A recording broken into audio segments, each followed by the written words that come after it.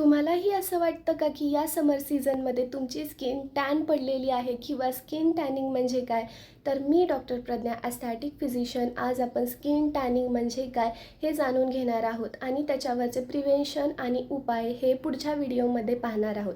तर skin tanning म्हणजे काय? जेव्हा पण तुम्ही खूप काळाकरता आउटसोर्स किंवा फिरण्यासाठी सूर्यप्रकाशात बाहेर जाता, तेव्हा तुमच्या स्किनमध्ये असणारा मेलॅनिन नावाचा पिगमेंट देणारा घटक हा जास्त प्रमाणात ॲक्टिवेट होतो.